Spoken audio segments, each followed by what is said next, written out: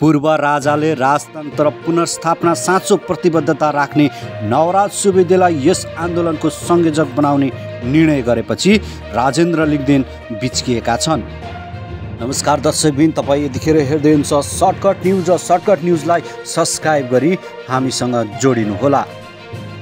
तन्त्र पुनर्स्थापनाका लागि संयुक्त जनआन्दोलन समिति गठन गर्दा राप्रपा पार्टीमा आन्तरिक विरोध उत्पन्न भएको छ।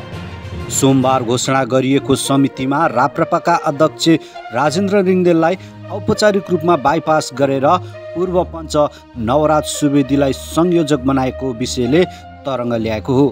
लिङ्गदेनले भने, हामीलाई यो प्रक्रियामा कुनै जानकारी छैन र हामी यसमा सहभागी पनि हुने छैनौँ। समिति घोषणा कार्यक्रममा पार्टीका केही सदस्य उपस्थिति भए पनि लिङ्गदेनसँग कुनै छलफलै नगरी निर्णय लिएको बताइएको छ।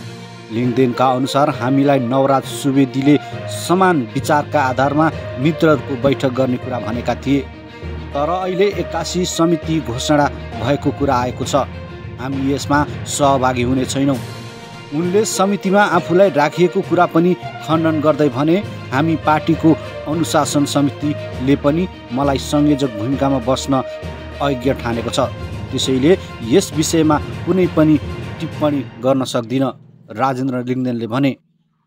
राप्रपामा पछिल्लो समय सबैजना एकजुट हुन सकेका छैनन्।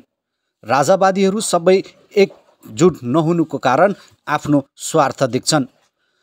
राप्रपा नेपाल, राप्रपा र दुर्गा परसाई जस्ता राजावादी व्यक्तिहरू एक आपसमा भिड्नु नै अहिलेको परिस्थितिको घटना घटेको छ।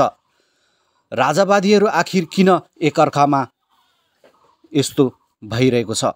राजाले आह्वान गरिसके पछाडि राजावादी हौसिएका थिए, तर आज राजावादीहरू नै एक आपसमा टुटफुटमा जुटेका छन्।